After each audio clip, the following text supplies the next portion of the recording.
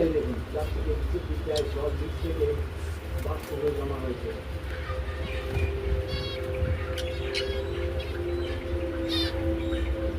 তবে মনে হচ্ছে এখানে 1 সেন্টিমিটার মতো জল আছে। জানি না এমন কিছু না, তবে স্টিল বানানোর সুবিধা এটাই যে আপনি এটা একবার খুললে বারবার ব্যবহার করতে পারবেন।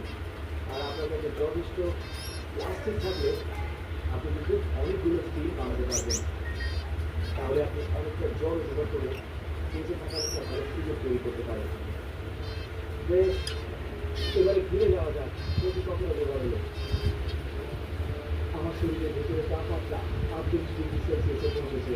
আমার শরীরে আরও জল দিলে আমার শরীর আরও ঘুম তৈরি করে উত্তাপ কমাতে পারবে না। তারপর শুরু হবে একটা চেন রিয়াকশন। আমার শরীরের ভেতরে তাপমাত্রা দ্রুত বেড়ে যদি 40 ডিগ্রির কাছাকাছি পৌঁছে যায় তাহলে আমার মৃত্যু হতে পারে। দেখুন, জল জোগাড়ের এত সব কায়দা করেও আমি শুধু এইটুকুই জমা করতে পেরেছি। ওকে, এই দেখুন এতটুকু জমা হয়েছে। খেয়াল রাখবেন, এর জন্য খানিকটা কাজ করতে হয়েছে, বুদ্ধি খাটাতে হয়েছে, আর তারপরেই একটা পেয়েছি। কিন্তু এই এতটা আমার খরচ হয়েছে, যা পেয়েছি এটা মনে হয় তার দ্বিগুণ। আর এই কারণেই মরুভূমিতে টিকে থাকা এতটা কঠিন কাজ।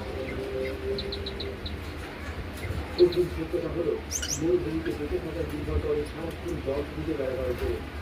কোথায় জল পাবেন জানা থাকলে আপনার অনেকটা সাহায্য হবে। তাই প্রতিদিন আপনার চেষ্টা করতে হবে যতটা সম্ভব জল জোগাড় করে নিরাপদ আশ্রয়ে ফিরে যাওয়া।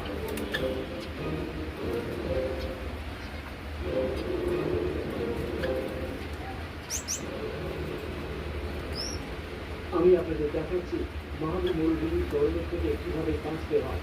আমি কৃত্রিম উপায় তৈরি বাড়ির ঝড় সহ্য করেছি, আর দেখিয়েছি জল খোঁজার লড়াইয়ে যেটা এখানে কতটা কঠিন। এই বন্য পরিবেশে একসময় আপনাকে প্রাকৃতিক বাধার সামনে পড়তেই হবে। তা সে নদী হোক, ঝর্ণা হোক, খারাপ